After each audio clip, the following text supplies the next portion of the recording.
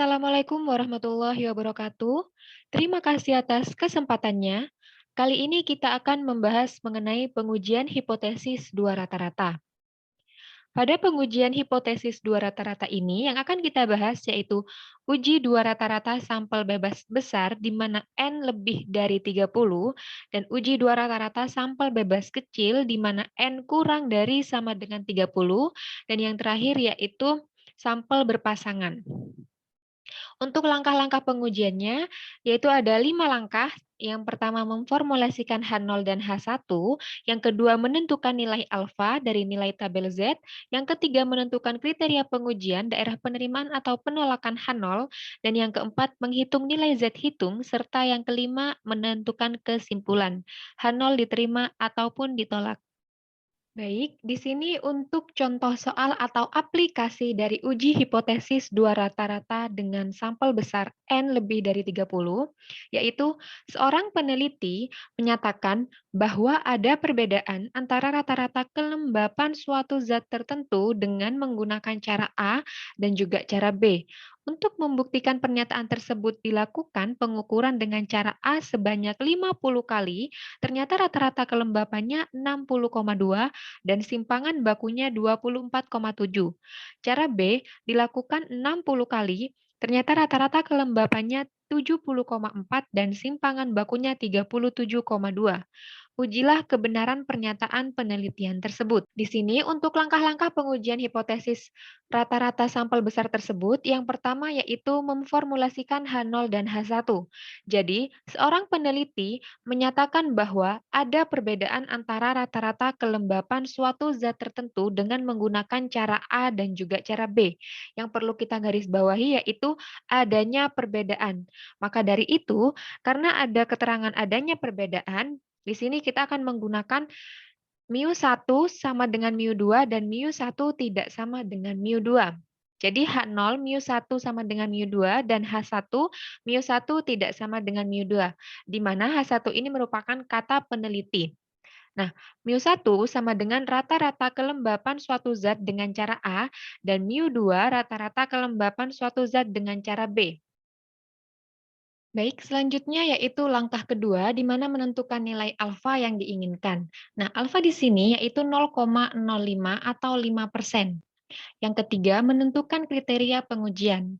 Di sini kita menggunakan H0 diterima jika Z hitung lebih besar atau sama dengan minus Z1 minus alfa bagi 2, atau Z hitung lebih kecil atau sama dengan Z1 minus alfa bagi 2.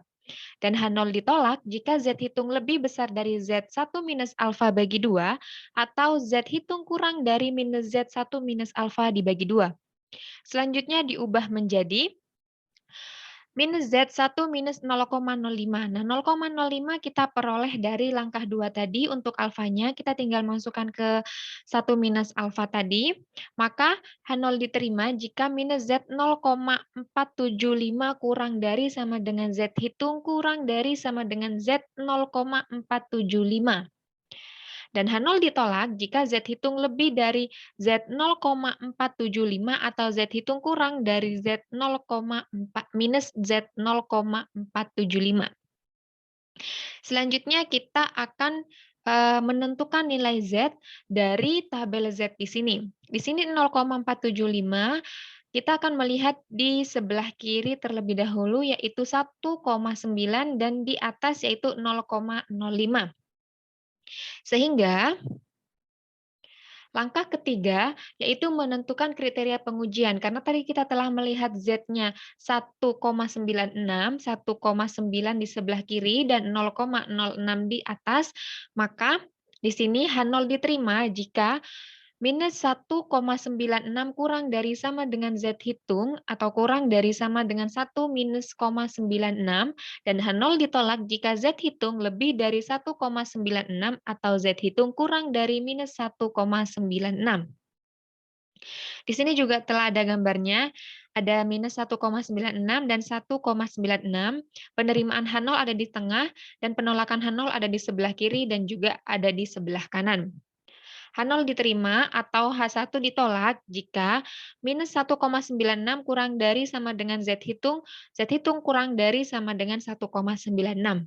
Dan H0 ditolak atau H1 diterima jika Z hitung lebih dari 1,96 atau Z hitung kurang dari minus 1,96. Setelah langkah ketiga, kita akan masuk ke langkah keempat, yaitu menghitung statistika ujinya. Nah, Z hitung di sini menggunakan rumusnya yaitu X bar 1 min X bar 2 dibagi akar dari standar deviasi 1 pangkat 2 per N1 plus standar deviasi 2 pangkat 2 per N2 sama dengan 60,2 minus 70,4 dibagi akar dari 24,7 pangkat 2 per 50 ditambah 37,2 pangkat 2 per 60. Di mana hasilnya sebesar minus 1,615. Nah, di sini kita lihat lagi dari gambar yang telah kita lakukan tadi di langkah ketiga, di mana minus 1,615 ini terletak pada penerimaan H0, yaitu lebih dari minus 1,96, tapi kurang dari 1,96. H0 diterima kan jika minus 1,96 kurang dari sama dengan Z hitung. Z hitung kurang dari sama dengan 1,96. Selanjutnya, langkah kelima, kita akan menentukan kesimpulan.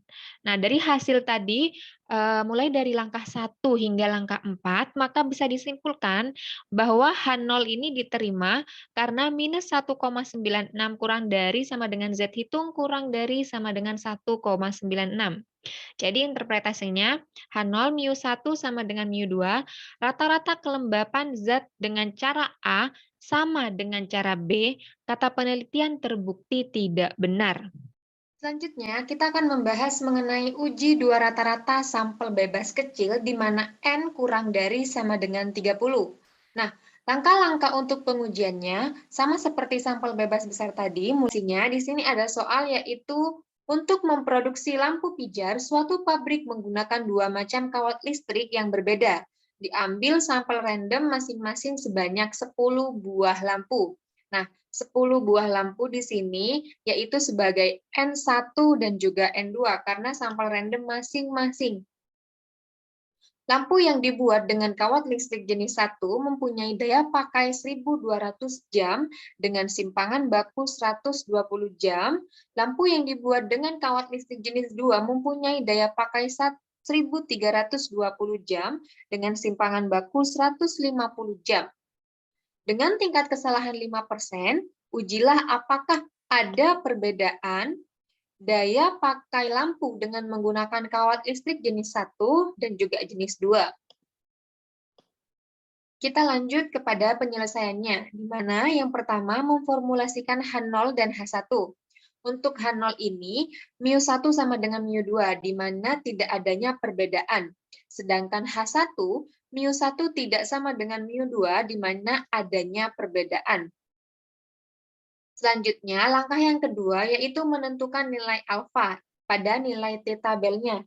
Jadi di sini T alfa dibagi 2 sama dengan dibagi 2,2 df sama dengan T alfa sebesar 0,05 dibagi 2. Di sini 18. Nah, 18 ini cara menentukan df itu diperoleh dari N1 plus N2 minus 2. Jadi tadi kan N1 plus N2-nya sebesar 10. Nah, 10 ditambah 10 dikurangi 2 sama dengan 18. Jadi, untuk T-nya kita akan melihat di sini 0,025 titik koma 18. Di tabel T di sini untuk 0,025 di atas T-nya dan di samping 18 yaitu 2. Selanjutnya, untuk langkah kedua, yaitu menentukan nilai alfa dengan nilai tabel T. Nah, di sini T, alfa dibagi 2, titik koma df. Nah, alfanya itu kan tadi 5%, di sini 0,05 dibagi 2, titik koma 18. df 18 diperoleh dari N1 ditambah N2 dikurangi 2. N1-nya sebesar 10, N2-nya sebesar 10, jadi 10 ditambah 10 dikurangi 2 sebesar 18. Nah, T-nya yaitu 0,025,18. Di tabel T, kita melihat dulu dari yang atas, T 0,025. Selanjutnya kita melihat di sisi kiri, yaitu 18. Maka diperoleh 2,101. Di sini plus minus 2,101. Langkah ketiga yaitu menentukan kriteria penerimaan H0 atau H1. H0 diterima jika minus 2,11 kurang dari sama dengan T hitung kurang dari sama dengan 2,101. Sedangkan H1 diterima jika T hitung lebih dari 2,101 atau T hitung kurang dari minus 2,101. Di sini juga ada gambar untuk H0 diterima terletak di tengah, dan untuk H1 diterima terletak di samping kiri sebelum minus 2,101 dan di samping kanan setelah 2,101. Untuk penyelesaian lanjutannya, yang kedua, kita akan menghitung nilai T hitung, di mana rumusnya yaitu X bar 1 minus X bar 2, akar dari N1 minus 1 S pangkat 2 plus N2 minus 1 S pangkat 2 per N1 plus N2 minus 2 kalikan 1 per N1 plus 1 per N2. Di sini X bar satunya yaitu 1200 dikurangi 1320 dibagi akar dari 10 minus 1 kali 120 pangkat 2 ditambah 10 minus 1 kali 150 pangkat 2 per 10 plus 10 minus 2 dikalikan 1 per 10 plus 1 per 10. Maka dari perhitungan tersebut diperoleh minus 1,975. Nah, di sini minus 1,975 kita masukkan ke persamaan berikut yang ini.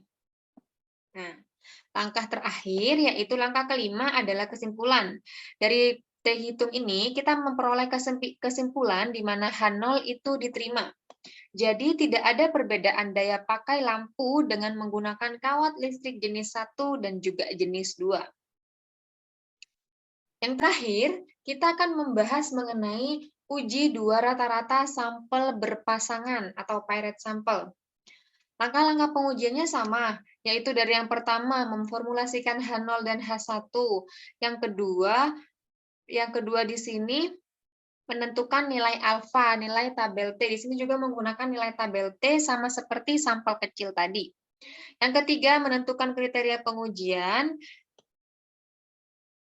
Dan yang keempat, menghitung nilai T hitung, di mana di sini T hitungnya menggunakan D bar per SD per akar N, di mana D barnya ini merupakan sigma DI per N, dan SD-nya di sini akar dari sigma DI minus D bar dipangkatkan 2 per N minus 1. Dan yang kelima, yaitu kesimpulan, H0 diterima ataukah ditolak. Selanjutnya, di sini ada aplikasi mengenai sampel berpasangan, yaitu sebuah bank ingin menyelidiki apakah pemberian KUK yang diberikan kepada UKM dapat meningkatkan keuntungan usaha mereka atau tidak. Diambil sampel random sebanyak 9 orang. Jadi 9 orang ini di sini adalah N. Wirausaha kecil penerimaan KUK. Adapun keuntungan dalam ribuan yang diperoleh sebelum dan sesudah penerimaan KUK adalah sebagai berikut. Wirausahanya ada 9 orang, sebelumnya mulai dari 550 hingga 150, sesudahnya mulai dari 750 sampai 175. Dengan alfa 5%, dapatkah disimpulkan bahwa KUK dapat meningkatkan keuntungan pengusaha kecil? Nah, untuk penyelesaiannya yaitu dari langkah pertama, memformulasikan H0 dan H1 terlebih dahulu. Di mana H0-nya di sini, mu sesudah kurang dari sama dengan mu sebelum. Jadi KUK tidak dapat meningkatkan keuntungan pengusaha kecil, atau H1-nya mu sesudah lebih dari mu sebelum, di mana KUK dapat meningkatkan keuntungan pengusaha kecil. Langkah kedua yaitu menentukan alfa dengan bantuan dari nilai di tabel T. Di sini T alfanya kan tadi 5%, yaitu 0,05, dan juga N-1. Jadi perbedaan dari sampel kecil, kalau sampel kecil kan N1 plus N2 dikurangi 2, di sini langsung N dikurangi 1, yaitu 9 dikurangi 1 sebesar 8. Di tabel di sini diperoleh jika T-nya 0,05 dan juga DF-nya sebesar 8, maka diperoleh 1,860. Setelah mengetahui T, kita masuk ke langkah ketiga, yaitu menentukan kriteria penerimaan H0 atau H1. Jadi H0 diterima jika T hitungnya kurang dari sama dengan 1,860, dan H1 diterima jika T hitungnya lebih dari 1,860. Di sini ada dua pemberitahuan di gambar, H0 diterima di sebelah kiri, dan H1 diterima di sebelah kanan. Selanjutnya, kita masuk ke langkah keempat, yaitu menghitung nilai T hitung. T hitungnya menggunakan rumus yang awal tadi, 77,78 per 93,08 dibagi 3, hasilnya 2,51, di mana 2,51 ini lebih dari 1,86. Jika ditanya dari mana kita memperoleh nilai-nilai tersebut, kita peroleh dari perhitungan satu per satu. Tadi kita sudah mengetahui wirausahanya, nilai sebelum dan juga sesudah. Kita akan mencari nilai DI dulu. DI diperoleh dari 550 ditambah 750, kemudian dibagi 2. Mulai dari wirausaha pertama sampai ke wirausaha yang ke-9. Selanjutnya, kita akan mencari yang akan kita perhitungkan di sini, di mana kita akan mencari D-bar juga. Setelah kita mengetahui sigma DI dikurangi D-bar terus dipangkat 2, maka kita bisa masukkan ke dalam rumus dengan perolehan 77,78 per 93,08 bagi 3. Maka dapat disimpulkan, dari nilai yang kita peroleh ini 2,51, maka dapat disimpulkan H1 diterima atau H0-nya ditolak. Jadi, Cook dapat meningkatkan keuntungan pengusaha kecil. Di sini juga ada penyelesaian kedua, di mana perbedaan dari penyelesaian pertama, di sini T-nya menggunakan negatif atau minus 1,860. Untuk caranya, langkah-langkah selanjutnya itu sama. Di sini T hitungnya juga akan memperoleh yang sama dan memperoleh kesimpulan Cook dapat meningkatkan keuntungan pengusaha kecil. Sekian dari saya mengenai uji hipotesis dua rata-rata mulai dari sampel besar N lebih dari 30, sampel kecil N kurang dari sama dengan 30, dan juga sampel berpasangan. Wabillahi taufiq wal hidayah. Wassalamualaikum warahmatullahi wabarakatuh. Terima kasih.